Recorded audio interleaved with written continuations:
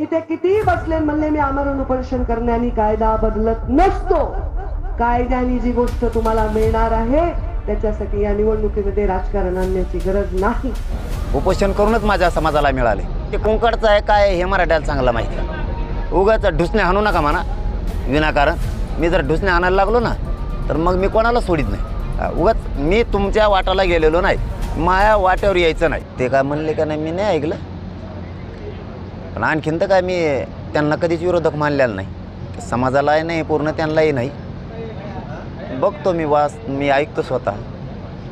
शेवटी त्यांना आता पुन्हा त्याचकडे लिहायचं असेल तर त्याला काय मराठ्यांचा नाविलाज आहे की सभा करून उपोषण करून आरक्षण भेटत नसतं, त्याच्यासाठी कायद्याच्या चौकटीतून जावं लागतं आणि ते राज्य सरकारने द्यावं असं देखील त्यांचं पुढचं स्टेटमेंट होतं की राज्य सरकारने तो आरक्षणाचा प्रश्न आहे तो मार्गी लावा। या निवडणुकीचा आणि मराठा आरक्षणाचा काही संबंध नाही, आता तो केंद्राची निवडणूक आहे आणि राज्याचा मध्ये हा विषय आहे आरक्षणाचा विषय नाही। ते कोंकडचं आहे काय हे मराठ्याला चांगलं माहिती आहे।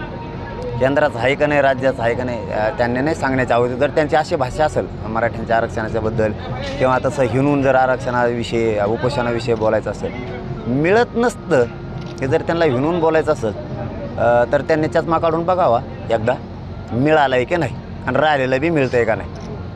उपोषण करूनच माझ्या समाजाला मिळाले। आत्तापर्यंत 1.25 करोड मराठ्यांच्या लेकरांचं कल्याण झालं माझ्या उपोषणामुळेच झाले आणि पुढच्या उपोषणामुळं सभामुळंच राहिलेलं सुद्धा मिळणार आहे। पण उगाच ढुसणे हाणू नका म्हणा विनाकारण।